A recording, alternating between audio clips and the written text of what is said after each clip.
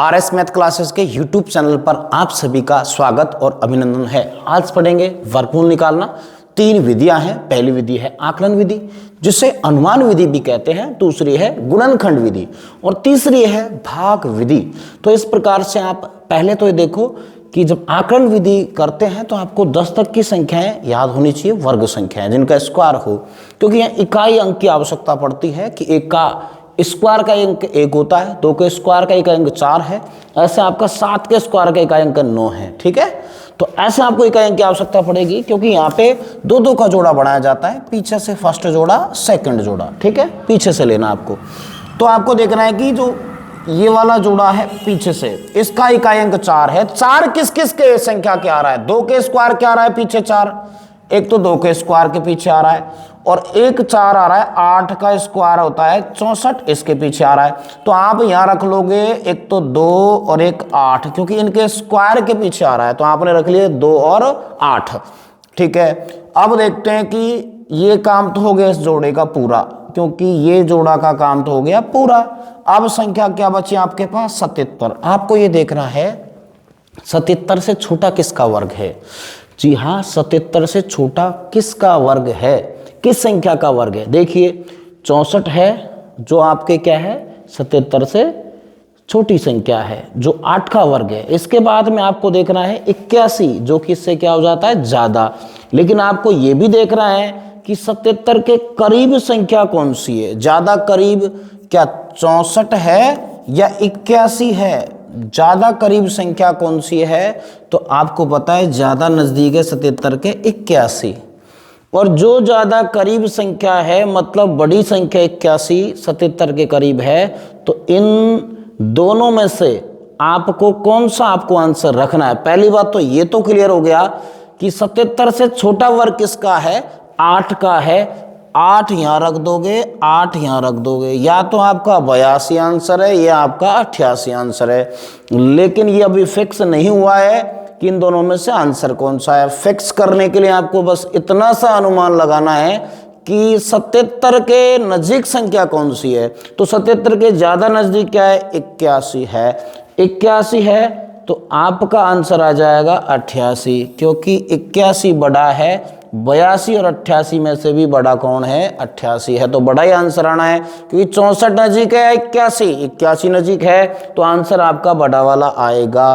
थोड़ा प्रैक्टिकली और संख्या लेंगे तो आपको बिल्कुल समझ आ जाएगा। ठीक है, जैसे कि आपको और एक सवाल ले लेता हूं एग्जाम्पल के लिए। ये तो आपका 7744 का था, मैंने ले लिया 1024 का। किसका ले लिया? 1024 का। 1024 में आपको पता लग गया 4 किस किस के पीछे था? 2 के और 8 का भी बताया ना, 2 के और 8 के पीछे 4। अब बात आती है 10 से छोटा किसका वर्ग है। 10 से छोटा वर्ग देखिए 9 जो है वो 3 का है, तो आपका आंसर या तो कितना होगा? 38 होगा या 32 होगा। आपको पता है 1024 का 32 आंसर आता है, बिल्कुल सही है, क्योंकि 1024 का वर्गमूल 32 होता है। लेकिन कैसे आंसर आया ये? आपको पता है कि 3 का स्क्वायर कितना होता है? 9, और 4 का स्क्वायर कितना होता है? 16। अब आपको ये पता होना चाहिए कि नजदीक किसके है। ये जो 10 है ना, 10 वो 9 के नजदीक है, 16 के नजदीक है? 9 के नजदीक है। ठीक है, 9 के नजदीक है, तो आपको छोटा वाला आपका आंसर आ जाएगा, क्योंकि 9 यहाँ पे 16 बड़ा है, 9 छोटा है, तो यहाँ आपको आंसर 9 करीब वाली संख्या नजदीक है, ये 10 9 के करीब है, तो आपका आंसर कितना आ जाएगा? 32। इस प्रकार का अनुमान किया जाता है। तो यह आप आकलन विधि समझ चुके होंगे, और कुछ एग्जाम्पल बाद में लेके सॉल्व करेंगे। यहाँ देखिए गुणनखंड विधि, दूसरी क्या है? गुणनखंड विधि। इस प्रकार से किसी भी संख्या का गुणनखंड करके और जोड़ा बनाकर, 2-2 का जोड़ा बनाकर, वर्गमूल में 2-2 का जोड़ा और घनमूल में बनता है 3-3 का जोड़ा। तो सबसे पहले आप 2 का भाग दोगे, क्योंकि किसी संख्या का इकाई अंक 0, 2, 4, 6, 8 है, तो उस संख्या में 2 का भाग पूरी बार चला जाता है। 2 का भाजकता का नियम होता है। 2 का भाग पहले 7 में दोगे, 2 तिया 6, कितना बच गया? 1 बच गया, तो कितना हो जाएगा? 17। ठीक है, 2 अंठो 16, कितना बच गया? 1। 4 के आगे लगे कितना हो जाएगा? 14। 2 संतो 14 और 2 दूनी 4, बिल्कुल आपका आ गया। इसके बाद फिर आप 2 का दोगे, 2 एकम 2, 1 बच गया, 2 नाम 18। ठीक है, फिर इसके बाद आप दोगे किसमें? 7 में, 2 तिया 6, कितना बच गया? 1 बच गया, 2 छिकी 12, फिर 2 का भाग दिया। ठीक है, 2 अंठो 16, 2 नाम 18, 1 बच गया, 2 छीकी 12, 1 बच गया, 2 अंठो 16, फिर 2 का भाग दोगे, 2 तिया 6, 2 चौका 8, 1 बच गया, 2 अंठो 16, 2 चौका 8, ठीक है। फिर 2 का भाग दोगे, 2 दूनी 4, और फिर इसके बाद आप 2 चौका 8, 2 दूनी 4, फिर 2 का भाग दोगे, फिर 2 का देने 2 एकम 2, 2 दूनी 4, 2 एकम 2, फिर आप दोगे यहाँ पे 11 का, 11 एकम 11, 1 बचा, क्योंकि 121 11 का स्क्वायर होता है, 1 बचा, 11 एकम 11, फिर 11 एकम 11। अब देखते हैं 2 का जोड़ा बनाते हैं। फर्स्ट हो गया, दूसरा हो गया, तीसरा हो गया और ये चौथा हो गया। 4 जोड़े बने हैं, 2 के 3 बढ़ के 11 का जोड़ा बन गया। तो इन संख्याओं में से एक एक संख्या ले लेंगे यहाँ से। तो इनमें से एक एक संख्या ले लेते हैं। जैसे इस जोड़े का ले लिया 2, फिर इसके बाद दूसरे जोड़े का 2 लिया, फिर तीसरे जोड़े का 2 लिया, फिर क्या ले लेंगे 11 मल्टीप्लाई कर देंगे। तो इसके बाद देखिए 11 दूना 22 और 22 दूना 44, 44 दूना 88। तो आंसर आपका क्या आ जाएगा 88 आ जाएगा। तो यहाँ भी आपका क्या आया था, यहाँ भी 77 44 का भी 88 आंसर आया था। क्या आया था 88। और ये 32 किसका आया है 1024 का आया था।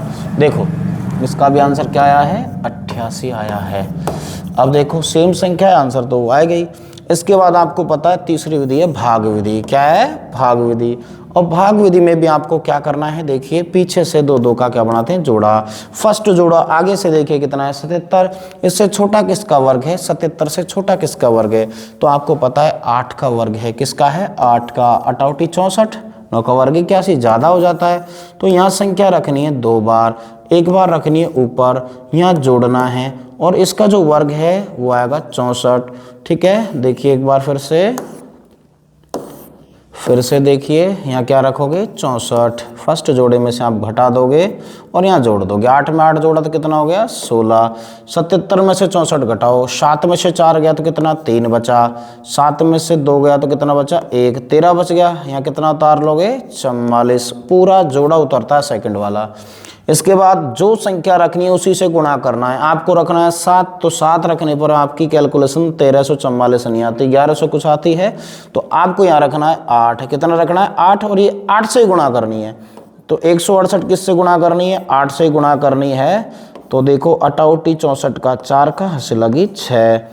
ठीक है, 8 6 48, 48 और 6 आपके हो जाते हैं 54। 48 और 6 आपके कितने हो जाते हैं 54 का 4 का, 54 का 4 का, हासिल कितनी लगी 5। इसके बाद 8 एकम 8 और 8 और 5 कितना हो गया 13। तो 1344 आपका यहाँ आ रहा है बिल्कुल। तो आप थोड़ा सा ध्यान दीजिए अच्छे से, क्या करना है आपको 1344 आपका आ चुका है। तो आपको यहाँ रखना है 8, 16 के बगल में 8 रखा, 8 से गुणा किया, नीचे भी 8 रखना है ऊपर भी 8 रखना है, क्योंकि आपका आंसर तो क्या आना है 88 भी आना है।